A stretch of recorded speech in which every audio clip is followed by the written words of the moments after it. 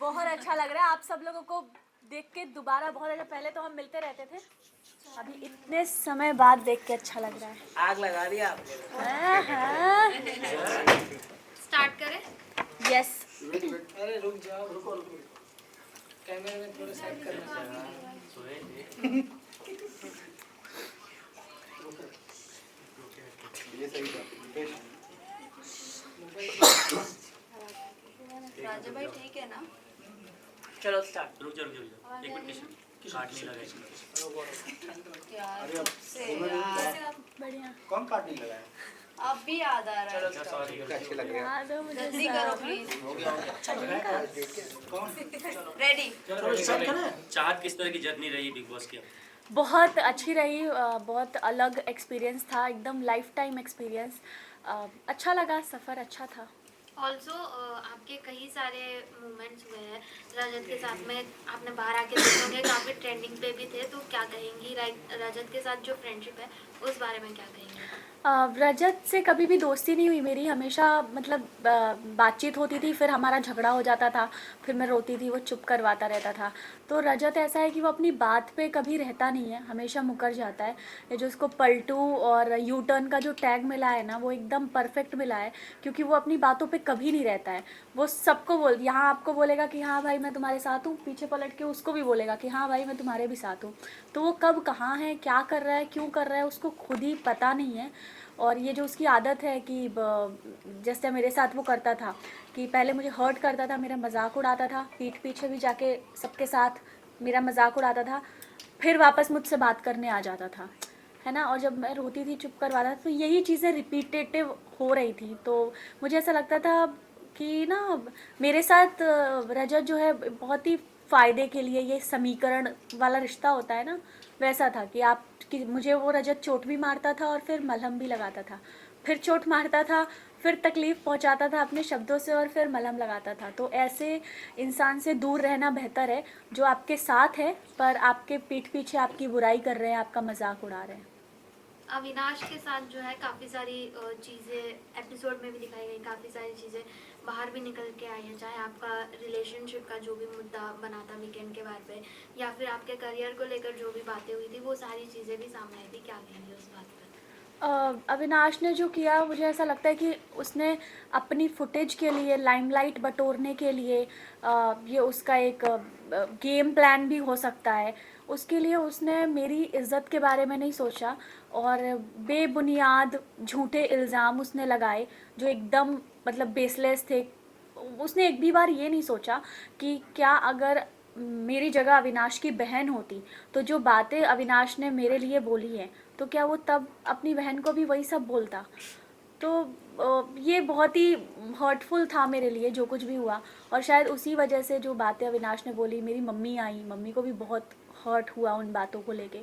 तो मम्मी का भी वो रिएक्शन था, क्योंकि एक माँ अपनी बेटी के लिए तो हमेशा खड़ी रहती है। चाहे पीठ पीछे बोलने की बात है तो करण ने भी आपके पीछे बहुत कुछ बोला है कि आपके आंसू मगरमच्छ के हैं, फिर आप एक्टिंग करके इतनी दूर पहुंचे, उस पर आपको क्या कहना है? करण ने अगर ये बोला है कि मैं एक्टिंग करके यहाँ तक पहुँची हूँ, तो मुझे तो 3.5 महीने मैं एक्टिंग कर रही हूँ बिग बॉस के घर में, तो मुझे तो बेस्ट एक्ट्रेस का अवार्ड मिलना चाहिए ना। है कि नहीं? कितनी अच्छी एक्टिंग कर रही हूँ मैं कि 3.5 महीने से मैं एक्टिंग ही कर रही हूँ। और करण ने जो बात बोली है मेरे पीठ पीछे, वो जब मैं घर के अंदर थी तब मुझे पता ही नहीं था कि करण क्या बोल रहे हैं। जब मैं घर से बाहर निकली और मैंने वीडियोस देखे, तब मुझे पता चला कि अच्छा पीठ पीछे ऐसा बोल रहे थे करण। तो मुझे बड़ा बुरा लगा, हर्ट हुआ करण की बात सुन के कि वो इतने सीनियर हैं और वो अगर ऐसा करेंगे, किसी के आंसुओं पे हंसेंगे और किसी की फीलिंग्स का मजाक उड़ाएंगे, तो वो अपनी पर्सनालिटी दिखा रहे हैं। तो ये तो मैं करण का ये रिएक्शन देख के तो मैं शॉक्ड हो गई कि ये करण ये क्या कर रहा है, ये क्यों कह रहा है ऐसा। जब आप घर के अंदर गए तब आपकी और विवियन की फाइट देखी गई, कहीं ना कहीं थे, ये वजह थी विवियन से फाइट करने की, ऐसा ऑडियंस का कहना है, आपका क्या टेक है इस पे? विवियन से मेरी फ़ाइट होती थी वो इसीलिए स्टार्टिंग में, क्योंकि विवियन जो हैं वो बहुत सीनियर आर्टिस्ट हैं और इसीलिए लोग उनसे सवाल जवाब नहीं करते थे, सब लच के दब के झुक के रहते थे विवियन के सामने। इकलौती मैं ही थी जो मैं कहती थी कि आप बदतमीज़ हो, आपके बात करने का तरीका सही नहीं है, आप बहुत घमंडी हो और बहुत एटीट्यूड है आपके अंदर। क्योंकि विवियन जिस तरह से बात करते हैं ना, ये सुन और ऑर्डर चलाना, वो सब चीज़ें मुझे नहीं अच्छी लगी। तो इकलौती मैं ही थी उन सभी लोगों में से जिसने आवाज़ उठाई और बोला कि आपके अंदर अब बहुत अकड़ है और आप इस तरह से बात मत करो। लेकिन उसके बाद 4 हफ्ते बाद मैंने काफ़ी सारे चेंजेस भी विवियन के अंदर देखे, जिसमें उनके बात करने के तरीके में काफ़ी सुधार आया। उनका वे ऑफ टॉकिंग बहुत बदल गया टुवर्ड्स मी। और भी लड़कियों के साथ, जैसे श्रुतिका को भी यही शिकायत थी, शहज़ादा को भी यही शिकायत थी कि विवियन का बात करने का तरीका बहुत ही गलत है, मतलब लहजा बहुत ख़राब है, तमीज़ नहीं है बात करने की। ऑर्डर बात करते हैं तो ऐसा लगता है कि ऑर्डर सुना रहे हैं, है ना। तो बदलाव देखे मैंने विवियन के अंदर। एंड विवियन की वाइफ के जाने के बाद तो मैंने विवियन में बहुत सारे चेंजेस देखे। नूरान जी और मैं, हम तो बहुत अच्छे दोस्त हैं, और नूरान जो बोलकर गई विवियन को मेरे लिए, तो विवियन का नज़रिया बदला टुवर्ड्स मी। और उनकी वाइफ के जाने के बाद वो बहुत अच्छे से मुझसे बात करने लगे, मेरे साथ हंसी मजाक करते थे। एक टास्क था जिसमें वो कोट भी पहना रहे थे मुझे, शायद आपने देखा होगा। एंड तो बहुत बदलाव मुझे विवियन के अंदर देखने मिले मेरे प्रति उनकी वाइफ के जाने के बाद। तो मुझे ये सोच के अच्छा लगा कि अगर उनकी वाइफ ने उन्हें कुछ समझाया है या बोला है कि चाहत के साथ आप इस तरह से बर्ताव मत करो, तो वो चीज़ विवियन ने समझी और उसको अप्लाई किया, तो ये बहुत अच्छी बात है। और बदलाव तो रजत के अंदर भी देखने को मिले। जब स्टार्टिंग में आपने उनका हाथ टच किया था तो उन्होंने मना कर दिया था, फिर बाद में आप लोग कपल डांस करते हुए नजर आए। इस वो बदलाव काफी को क्या वायरल कहना हुआ चाहेंगे? आपका हाँ, डांस। वो एक वैसलीन का प्रमोशन था मेरा और रजत का। तो वो बिग बॉस की तरफ से हमें दिया गया था, तो इसीलिए हम दोनों, और मैंने ही सिखाया था उसको डांस, और हम जीते भी थे। तो वो हो जाता है कंफर्ट, आप एक ही घर में रह रहे हो साथ में, तो वो कंफर्ट जोन आ जाता है थोड़ा। तो रजत के नेचर में भी काफ़ी चेंजेस थे। पहले वो बहुत ज़्यादा गुस्सा करता था, छोटी छोटी बातों पे भड़क जाता था। फिर वो थोड़ा काम हुआ, उसने रिएक्ट करना थोड़ा कम किया। पर कुछ चीज़ें हैं जो कि मैंने बताई जो कि मुझे रजत की बिल्कुल पसंद नहीं है। बट चाहत आपने जो लास्ट आपका ये था टास्क, आपने कट जो था काटने वाला, उसके अंदर आपने रिश्ते रजत के साथ ही काटे, बट बाहर आके राहत मूवमेंट नजर आ सकता है फैंस को कभी? रजत ना कभी मेरा दोस्त था और ना ही बन सकता है, ना मैंने उसको कभी रजत भाई बोला है ना। तो भाई भी मैंने रजत भाई कभी करके उसको बोला नहीं। तो मुझे ऐसा लगता, मम्मी जी ने तो बोला दोस्त है ना। क्या नहीं है दोस्त, वो दोस्त बनने के लायक ही नहीं है, क्योंकि उस इंसान पे भरोसा ही नहीं किया जा सकता। जो इंसान अपने शब्दों पे नहीं रह सकता, जिस पे हम ट्रस्ट नहीं कर सकते, उससे हम दोस्ती कैसे करेंगे। तो मुझे नहीं लगता मेरा रजत की कभी दोस्ती हो सकती है, क्योंकि वो पलटू है। चाहत आपसे ये जानना चाहेंगे कि टिकट टू फिनाले कौन डिजर्व नहीं करता, जो भी टॉप 7 इस वक्त घर में मौजूद है, क्या लगता है आपको? मुझे लगता है ईशा बिल्कुल भी डिज़र्व नहीं करती है, क्योंकि अगर अविनाश को हटा दिया जाए तो ईशा का उस घर में कोई वजूद नहीं है। अविनाश की उंगली पकड़ के, उसके कंधे के सहारे, अविनाश के सपोर्ट से वो यहाँ तक पहुँची हैं। तो मुझे लगता है वो बिल्कुल डिज़र्व नहीं करती। शायद बहुत पहले ही उनको बाहर हो जाना चाहिए। ऐसा लग रहा था कि अविनाश से आप जब भी आप बात करने जाते तो ईशा को काफी जेलस होती थी। आपको अंदर महसूस हुआ इसके बारे में?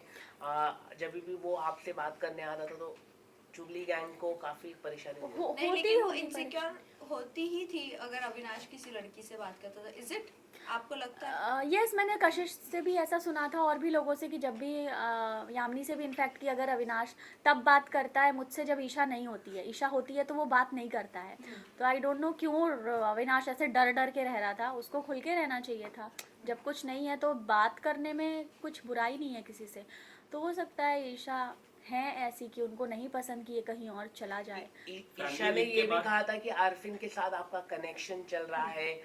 जब आपको ये बात पता चला होगा तो क्या होगा, क्या उन्होंने माफी भी मांग ली है कल? हाँ, मुझे पता चला ईशा ने माफ़ी मांगी, और ईशा को अपनी गलती का रियलाइजेशन है कि आरफिन जी और मुझे लेके जो बात उन्होंने कही थी, उन्होंने सबके सामने माफ़ी मांगी। तो अच्छी बात है। लेकिन मैं यही कहना चाहूँगी कि आप सामने सामने बहुत अच्छे अच्छे बनते हो, कि आप बहुत प्यारे हो, आप बहुत स्वीट हो, और पीठ पीछे आप बुराई करते हो, जिसकी वजह से आपको नाम मिला है चुगली चाची, ईवल ईशा, तो ये सारे नाम आप डिजर्व करते हो नहीं, क्योंकि इवन ईशा तो उन्होंने खुद ने खुद दिया नहीं अपने दिया आप है। को। खुद नहीं दिया है। आई थिंक ये अरफीन जी ने पहली बार बोला था शायद, तो नहीं, उन्होंने खुद ने ही बोला evil evil Isha. Isha, oh my God, तब तो बहुत अच्छा नाम दिया है, अपना नामकरण अच्छा किया है उन्होंने। तो यही कहती हूँ मैं कि आप ये सब करना बंद कर दो, क्योंकि ऑडियंस जो है वो दोनों साइड देख रही है। पता चलता है कि आप सामने सबके अच्छे अच्छे हो, प्यारे प्यारे से, और पीठ पीछे आप इंसल्ट कर रहे हो, आप बुराइयां कर रहे हो, तो ये चीज़ आप मत दिखाओ अपनी। टॉप 3 में किसको देखना चाहते हैं आप? टॉप 3 में आप किसको निकालना चाहते हो? टॉप 3 टॉप 3 में मैं देखना चाहती हूँ गेम पॉइंट ऑफ व्यू से करण, विवियन एंड जो।